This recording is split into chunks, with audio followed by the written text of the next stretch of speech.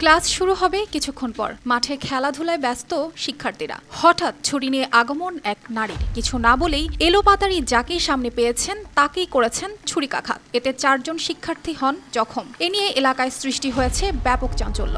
11 June মঙ্গলবার সকালে গাইবান্ধার সাদুল্লাপুর উপজেলার জামালপুর বালিকা উচ্চ বিদ্যালয়ে এ ঘটনা ঘটে।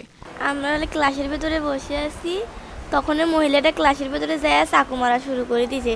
আমার পেটের ভেতরে সুইটা মারবে দিয়েছে, ফসলে আমি হাতটা দিয়ে ঝাঁকা দিয়েছি আর হাতে চাকু মারছে। আমরা মনে করছি হয়তো কারো অভিভাবক কিছু বলতে আসছে, কিন্তু না আসিয়েই চাকু মারা শুরু করছে। শিক্ষার্থীরা জানায়, ক্লাস শুরুর পূর্বে বিদ্যালয়ের বহিরাগত জান্নাতি আক্তার নামের এই নারী হঠাৎ করে বিদ্যালয়ে ঢুকে ছুরিকাঘাত শুরু করে। আহতদের মধ্যে 3 শিক্ষার্থীকে উদ্ধার করে সাদুল্লাপুর উপজেলা স্বাস্থ্য কমপ্লেক্সে ভর্তি করানো হয়েছে। ছুরির আঘাতে সেতুর বাম হাত, মিতুর পিঠ ও রাবেয়ার ডান পা ও মাথায় জখম হয়। আহত অপর এক শিক্ষার্থীকে প্রাথমিক চিকিৎসা দেওয়া হয়েছে। আমরা ক্লাসের ভিতর বসে আছি, হঠাৎ বেল দিছে, হঠাৎ করে মহিলা আসে আমাদের ছুরি দিয়ে আঘাত করছে, মাথায় আর পায়ে, পিঠে ছুরির অপর পাশ দিয়ে আঘাত করছে। এদিকে এই ঘটনার পর স্থানীয়রা অভিযুক্ত ওই নারীকে আটক করে পুলিশে সোপর্দ করে। আটক জান্নাতি আক্তার উপজেলার জামালপুর ইউনিয়নের গয়েশপুর গ্রামের আশিক মিয়ার স্ত্রী। সকালবেলা বাচ্চা স্কুলে গেছে, স্কুল যাওয়ার পর আমরা রান্না বান্না করে খেয়ে দিয়ে আমার ছোট নাতিকে নিয়ে আমি স্কুল পাঠিয়ে দিই। বাড়িতে আসছে, আসার পর আমি শুনলাম গার্লসে একটা পাগল ঢুকছে, জানি জানি আহত করছে। পরে ফিরে আমরা দৌড়ি করে গেলাম, তা দেখে আমার দেবরের মেয়ের মাথায় ছড়া মারছে, আবার ফির পায়ে ছড়া মারছে, আবার পিঠে মারধর করছে।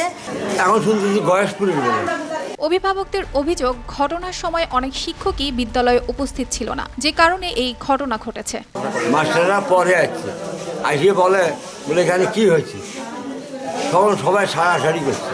কোনো মাস্টার এসে কোনো বাচ্চাকে তাদেরকে সাহায্য করে। আমরা বাড়ির থেকে শোনার পরেও আমরা আবার স্কুলে গেলাম, স্কুলে যাওয়ার পর বাচ্চার ঘরে মেডিকেলে পাঠালাম। সাদুল্লাপুরের চেয়ারম্যান জানান, পুলিশকে খবর দেওয়া হলে ঘটনাস্থলে এসে অভিযুক্তকে আটক করে থানায় নিয়ে যাওয়া হয়। আইন শৃঙ্খলা বাহিনীকেও আমি আমার ব্যক্তিগত দিক থেকে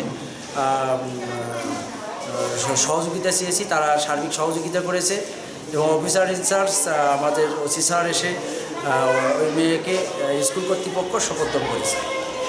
পুলিশ জানায়, অভিযুক্ত ওই নারীকে দেশীয় ধারালো অস্ত্র সহ উদ্ধার করা হয়। তার বিরুদ্ধে থানায় মামলা দায়ের করে জেল হাজতে পাঠানো হয়েছে। স্কুলের ভারপ্রাপ্ত প্রধান শিক্ষক উনি একটা এজাহার দেয় আমাদেরকে।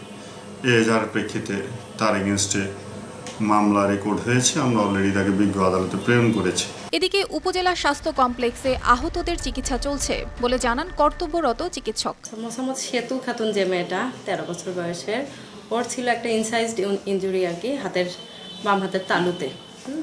তারপর রাবেয়া নামে একটা মেয়ে ছিল 12 বছর বয়স, ওর কপালে এবং বাম হাঁটুর উপরে আর কি, সেটাও ধারালো অস্ত্র দিয়ে তো ইনসাইজড ছিল। আর আরেকজন পেশেন্ট ছিল মিতু, 12 বছরের, সে মেয়ের চেস্ট, ব্যাক অফ দ্য চেস্টে অ্যাব্রেশন ছিল আর কি, আঁচড়ের মতো একটা দাগ ছিল। এখন মোটামুটি ভালো আছে সবাই। ইউনো স্যার আসছিলেন আর কি, ওনাদেরকে দেখতে, ভালো আছেন সবাই। এখন এই চিকিৎসা চলছে। আহত শিক্ষার্থীদের অভিভাবকদের দাবি, ঘটনার সুষ্ঠু তদন্ত করে দোষীর সর্বোচ্চ শাস্তি নিশ্চিত করা। News desk, RTV।